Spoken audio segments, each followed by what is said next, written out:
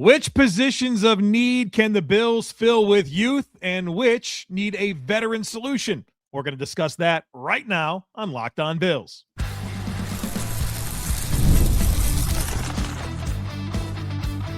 You are Locked On Bills, your daily Buffalo Bills podcast. Part of the Locked On Podcast Network, your team every day. What's up, Bills Mafia? It's Joe Marino, host of Locked On Bills. That's Jerry Ostroski, 102-game starter for the Buffalo Bills. And we'd like to welcome you in and thank you for tuning in to Locked On Bills. Locked On Bills is a proud part of the Locked On Podcast Network, now the #1 sports podcast network. Well, folks, welcome in. Jerry Ostroski and I are here. We've got a couple of topics we want to dive into. Later on, we want to discuss the impact of potentially losing David Edwards and Connor McGovern and what that means for the Tush push, which is a really important play for the Bills. But we start by considering the Bills' primary needs and which ones they can afford to go with a younger option and which ones they need to go with a more proven answer. So, Jerry, let's dive into this. I have what I perceive to be the 7 most important needs: wide receiver, left guard, center, edge, nose tackle, linebacker, safety. And we're going to go back and forth here and discuss, all right, can they go young or do they need to get something a little bit more sure? Right. So let's start with everyone's favorite talking point, wide receivers. Jerry, can they go young here or do they need a solution that they can count on? I think they for sure can go young here. And you got to look at this roster. You've got Khalil Shakir, you got Palmer, you've got veterans at that position. They need some dynamic speed and playmakers, and you get that in youth. And those are players that you draft and then keep in the program and have them for years to come. So, yes, most definitely, even if they add a veteran piece in free agency, they have got to get rookies and they've got to get youth at that position in Orchard Park. I totally agree. And that doesn't mean they shouldn't also add a veteran. Right. I think there's a world where maybe they go Brandon Cooks and a top 2-3 round pick, or Mike Evans and a first or second round pick. I think that makes a lot of sense for the wide receiver position, but you need to get some youth in there, some cost control youth, hopefully somebody that explodes and becomes awesome. Right. And you can have that, advantage of having some young options in the fray. Well, it's not just even the cost-effective contract, which is vital for this Bills franchise to get out of the cap situation they're in. The other thing is some energy, man. They need energy at that position. I want somebody to make catches, bounce up, give first down signals, get fired up. There's really not any of that on this roster right now. I want to see that dog. I want to see that energy. Those receivers, that position tends to have those types of guys, and hopefully the Bills can find one in the draft. I think our answer there is both youth and vet. All right, yeah. Let's go to left guard. David Edwards expiring contract. Alec Anderson back in the mix. Can the Bills go young at left guard, or do they need a guy that's had a lot of tenure? I would say the answer to this is it depends, and I think it depends on what happens at center. If you find a way to get Connor McGovern back, I want them to go youth at left guard. I want them to bring young talent in. Get a guy in the 3rd round. If there's a guy sitting there and it's a steal in the 2nd, take him in the 2nd. You got to keep this offensive line together because your 2 most highest productive players in the franchise are the quarterback and the running back. And when do those guys do well with? Good offensive lines. And I think they've got to keep investing in that position. So if they can find a way to get McGovern to come back, then I say go ahead and go youth. If McGovern and Edwards are not here, they've got to get some guys to come in that got some, whether it be a center or the left guard, depending upon how it all fits in, they've got to get experience. So I would say in that case, it depends on what happens at center. It sounds like you don't want 2 first-year starters next to each other. So I can understand and appreciate just how they play off of each other. If the Bills did go with Cedric Van Pran-Granger at center, he'd be year 3 with the team. Of course, to be a first-year starter. Alec Anderson's been around for a while. Is their time in Buffalo sort of together enough for you to believe that that's kind of a veteran, or the fact that they both be first-year starters in the NFL? That's just too dicey to have next to each other. Well, I think that Alec Anderson's obviously had starting experience, not just at guard and center, but he played right tackle as well. And he's been in the system. He's been the big man, extra blocker on running sets. So he's got a little more playability, a little more play experience to him than Van Pran Granger, who I believe started one game this past season. That's the extent of his time as a starter. So obviously, I think Anderson a little more than Van Pran Granger. Could they both start at the same time? They could. I mean, they've both been in the system for 2 years, or actually Anderson much longer than that. Van Pran Granger 2 years. So possibly they could, but I still think there needs to be a veteran presence there. I'd like to see it at one of those two. If it's Van Pran Granger at center, then maybe find a guy to battle with Anderson at left guard. But even so, you still got to draft somebody. Yeah. But the emphasis on things is a little different if both Edwards and McGovern are gone. All right, let's go to the defensive side of the football. One of the biggest needs this team has is edge rusher. Yeah. And I'm thinking more through the lens of that rush outside linebacker, not the Greg Rousseau type player, but the bursty, bendy rush linebacker. Can the Bills go young here, or do they need a veteran? I think they need both. I say that, but the thing is, I could go youth. I don't know how Michael Hoyt's going to fit. I know Hoyt's played some outside linebacker in the past. How does he heal? How does he come along? I do think they need an infusion out there. I think there's some guys on the roster that probably could move on, especially you're going to have attrition just because of the difference in a 3-4 front and a 4-3 front. It would be nice to get that vet, because the thing I worry about with rookies is they come in and they get beat up a little bit. And we saw it last year with, say, TJ Sanders. We definitely saw it with Jackson. They get beat up a little bit. They don't have the success they have, and then it's kind of things are wavy. They kind of go down. The confidence leaves you. And then you see a guy like Deion Walker who makes some splash plays, and he was, happy as could be and had a very good season for a rookie. So I think they need a vet out there, but they do need to bring some youth in as well. But probably to start this thing, I'd like to see somebody that's got some snaps under their belt and understand some things, and then we kind of let that rookie work his way into more time as the season goes along.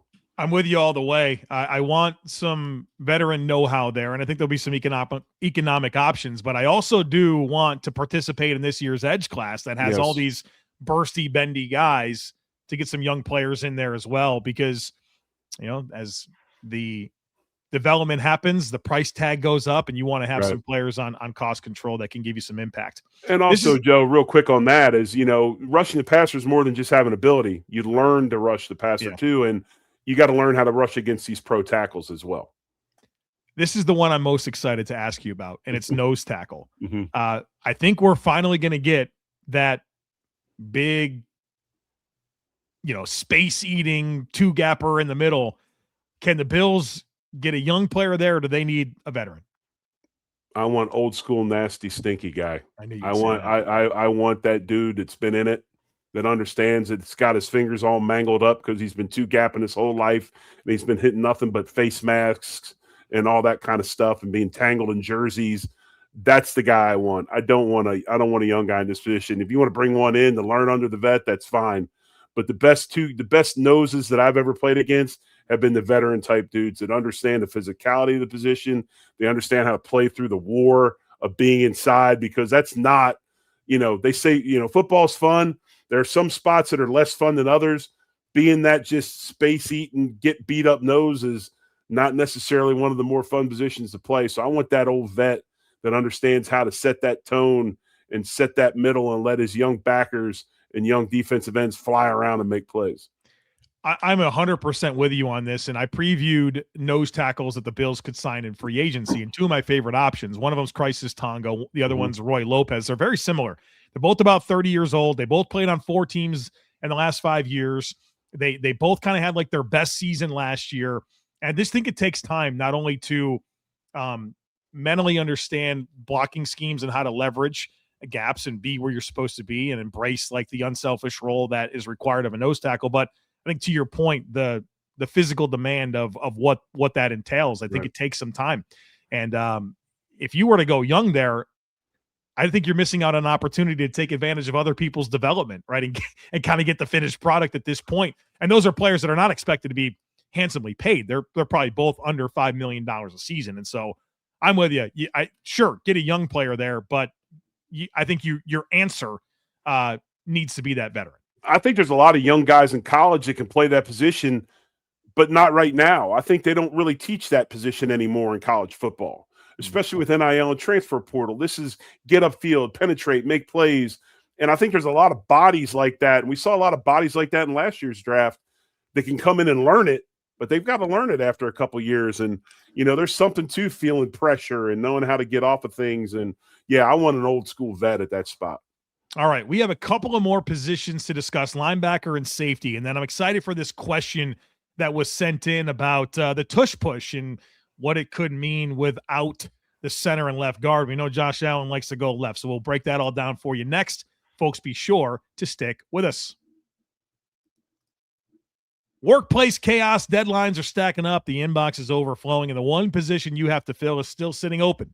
When the pressure is on and you need to make the right hire, this is a job for sponsored jobs. Indeed, sponsored jobs helps you reach the people who actually fit what you're looking for. Skills, experience, location. So you're not just hoping the right candidate stumbles across your post.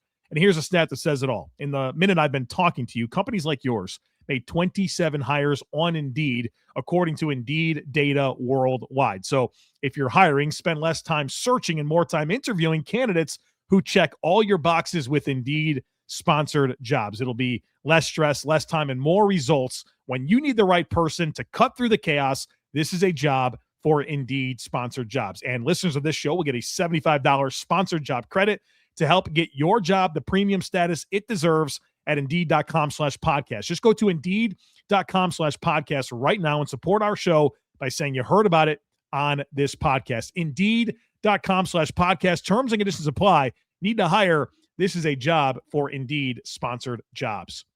As the new year gets rolling, a lot of people are trying to simplify their routines, and dinner is a big one. Between busy work days, cold winter nights, and packed schedules, having an easy, reliable dinner plan makes a huge difference. And that's where Home Chef comes in.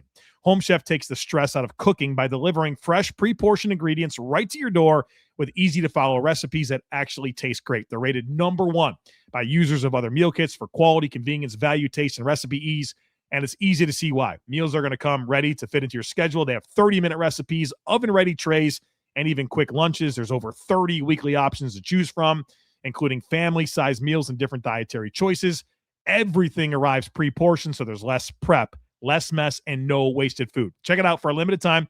Home Chef is offering our listeners 50% off your first box, free shipping, and free dessert for life. Just go to homechef.com/lockedon. That's homechef.com/lockedon for 50% off your first box, free shipping, and free dessert for life. You must be an active subscriber to receive free dessert.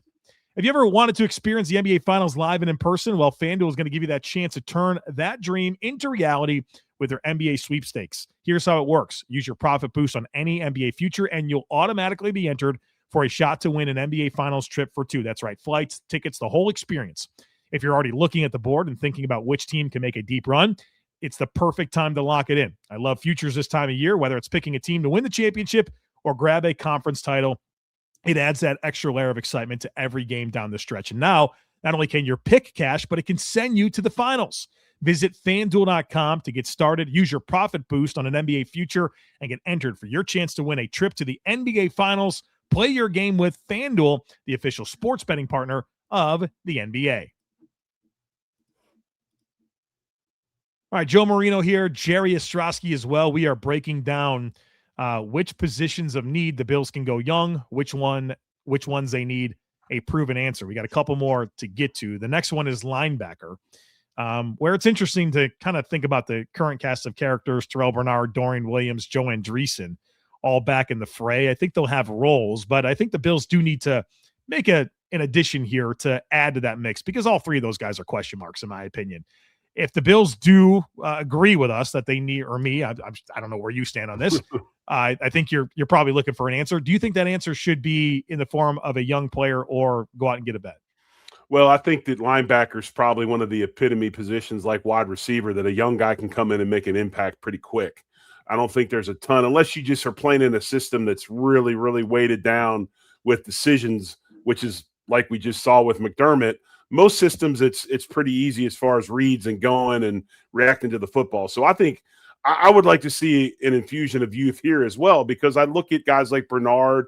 If we were to bring back Shaq Thompson, some of the guys we have are, vet type dudes. We need an infusion of youth. And the same thing goes for, defenses that went for offense. I want to see some more energy out of these guys. I want to see plays made, guys getting hyped up, being happy, jumping on helmets, those types of things.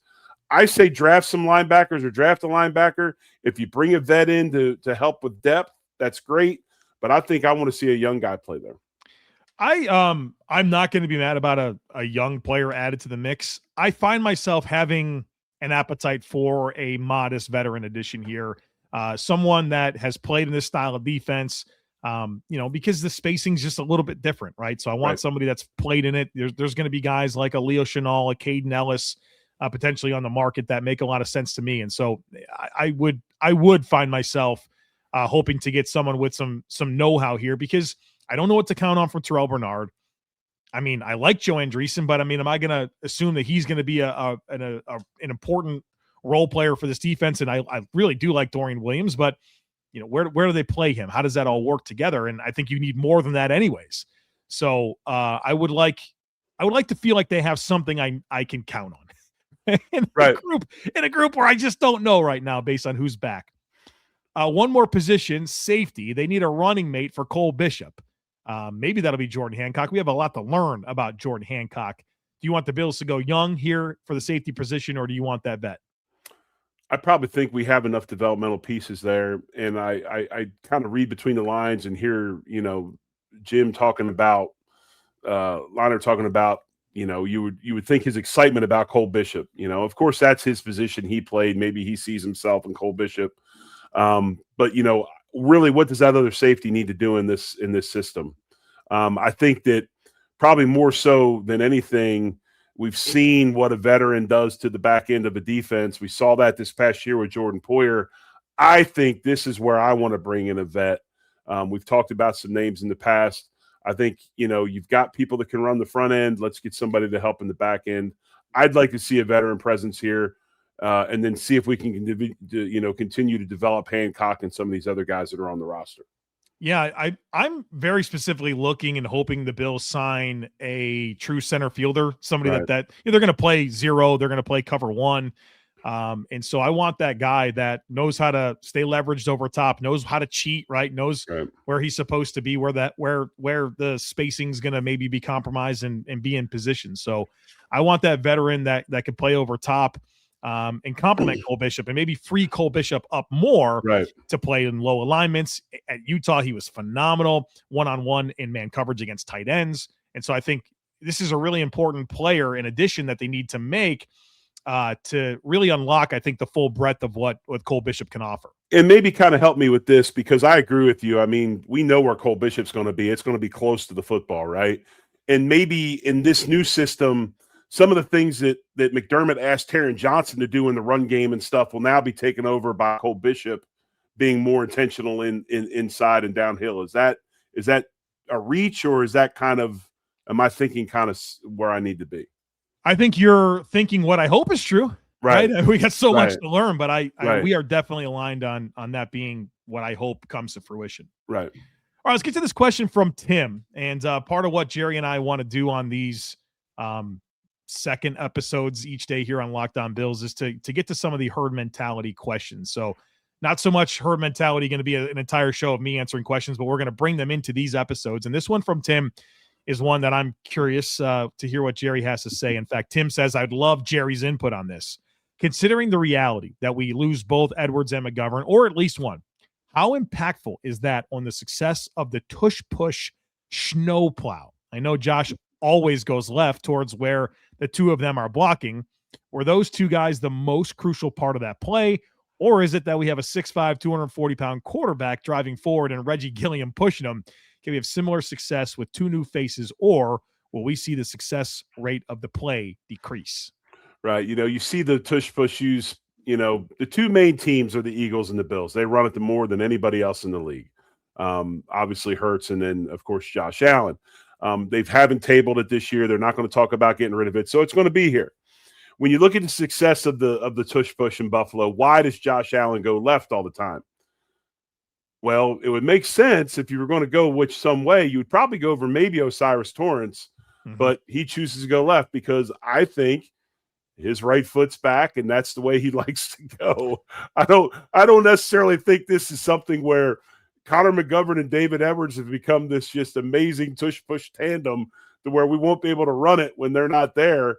I think Josh Allen prefers to go left. It's kind of like a point guard that always goes to the right? Always with his right hand, always going to the right for whatever reason. And I have to think it's because that right foot's back when he takes that snap under center, he pulls himself to the left. And so, yeah, I don't think the obviously it'll hurt not having those two guys if they're both not here because they're such good linemen. But, there's other ways to do it. I mean, you can maneuver stuff around. And even if Alec Anderson was there, I'm sure he could block for the tush push.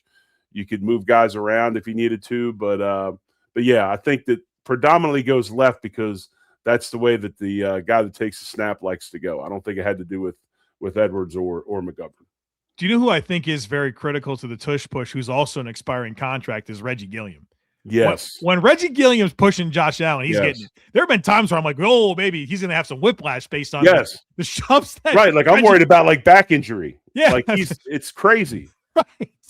So I think he's a critical component to that success as well. In fact, whenever he's not on the field and they run tush push, I'm like, I don't think they're going to get it. And by the way, that should be one of the first deals they get done. Gilliam. That's not gonna cost that much money. They get it done, and let's get him in house. I mean, he does too much of the dirty work to get rid of him. I agree with that. Let's get him back. Keep doing the tush push. It seems like I saw a quote over the week where of course it's been a conversation because it's not going to be a conversation, which thank God. But somebody said, "Oh, so this confirms it. People weren't actually mad at the tush push. They're mad that the Eagles are really good at it and they just don't like the play." So, and then the Bills. I think the Bills are a better tush push team than Philly last year. So yeah, and it's probably got to do. And I would say this more so than the left guard, the way he goes. I would say it's probably more so the center than anything. Obviously Kelsey had a great feel for it. Seems McGovern has a feel for it. Although if you watch him peel himself off the bottom of the pile every now and then, I don't think he enjoys it. But he wasn't too bad at it. All right, we're going to roll to close here. And, Jerry, I didn't say this to you before we hit record, but some folks were mad at me that I didn't give you a chance to say much love, go Bills. So you will have the last word today. So as we get out of here, we thank you for being here. As always, I kindly ask that you share, subscribe, rate, and review. Have a great rest of your day, and go Bills. Much love, folks. Go Bills.